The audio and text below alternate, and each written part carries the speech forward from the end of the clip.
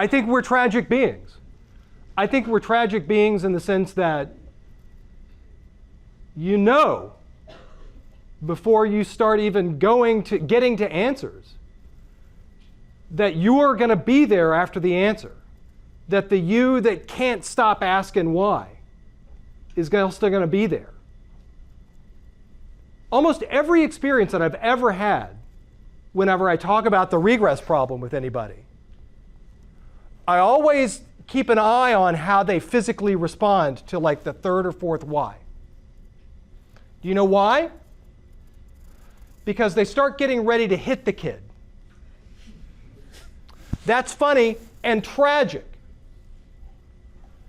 Because we all know that in some ways that questioning is natural. What happens to be enculturated is to try to beat the questions out of you, to be brutalized to a point where you're afraid to say it out loud. Why drive this way? Why say thank you? Why do it this way? Why speak this way? Why do I have to go to school tomorrow? Why I oughta?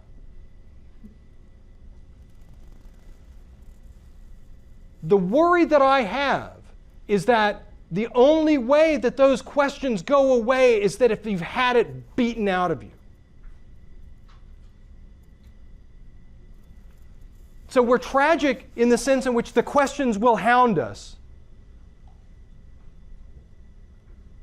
but only if we've been enculturated in a way that makes it so that we stay quiet. That's a tragedy either way.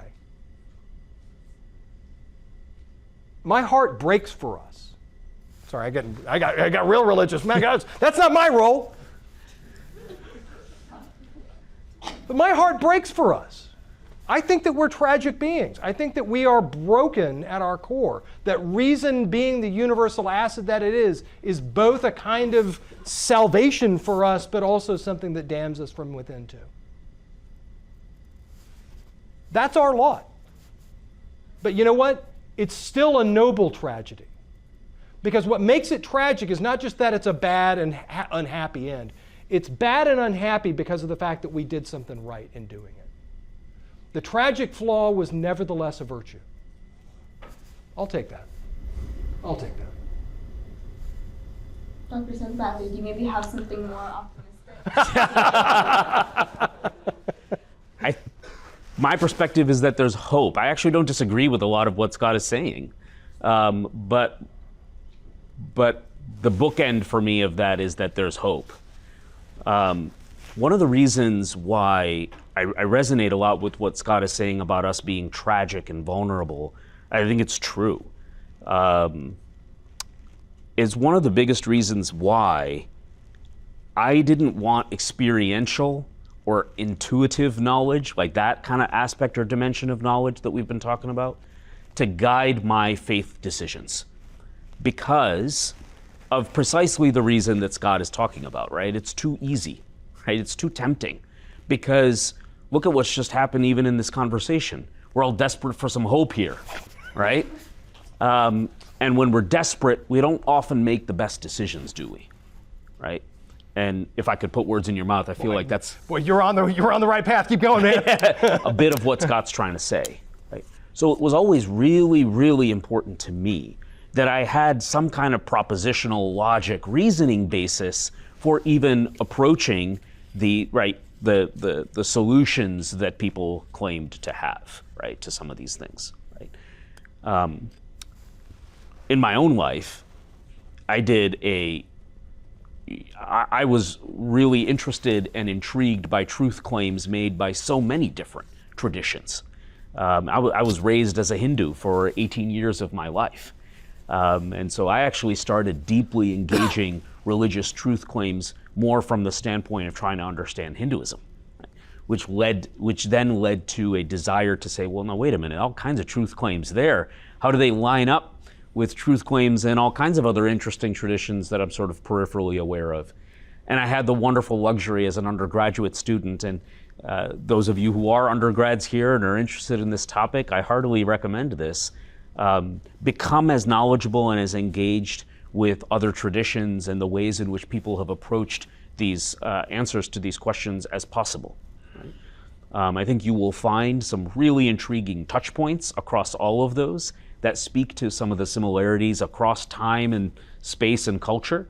And then you'll find some really, really notable deviations in the ideas that have emerged from different traditions and cultures, right? And I think they're all valuable, and there's something to be gained in the study of that. In my own study of it, it was extremely important for me to be able to address things like historicity, to be able to address things like believability, reliability. None of these things I can prove necessarily. We call it faith for a reason. There is a point after all different kinds of logic and reasoning, and pull out every sort of tool that you have in the toolkit. At some point, you've got to take a leap, right? Although I would contend it's not that different than when I nervously decided to, propose to my own wife, right? There's a leap that we've got to take. I'm not 100% sure what's going to happen here, and this could really suck. But I've done all the propositional logic and reasoning that I can, and it's time, right? Fish or cut bait, right? And there's a time at which that happens in your faith journey as well, right? But I wasn't really willing to take that leap as having been someone totally foreign to the Christian tradition. I mean, I just came to it with no baggage and just tried to read and understand. It was very important to me that I felt like I was dealing with something that was reliable. And the reliability has been questioned, right, for centuries and centuries, right? So there were real questions to try to get to the heart of, right? Was I the first human ever to crack it and become certain? No, right? But I felt reasonably confident in the journey that I had through the logic and the reasoning, that I was then willing to finally pay attention to the hope that was being offered. Because to me, it was standing on firmer legs, right? Rather than it feeling like I'm desperate for something, and anything that gives me the greatest hope right now, I'm going to take. I think that is very dangerous. I'm not trying to contend that anybody that may have come to their faith that way, that it's not real or that it isn't valuable to you. Please don't hear me saying that. But I do feel that more often than not, it's tenuous. And often doesn't have legs to stand on when another storm comes. So I encourage everybody to do their own work, right? I think it's fun to listen to me and to listen to Scott and to see sort of our perspectives and the journeys that we've had and our own intellectual pursuits and coming to answers or thoughts, I would say, on these things. But I'm hoping the biggest takeaway you have is, oh, this is really cool and interesting and important stuff for me to get to the bottom of, and I've got to do my own journey.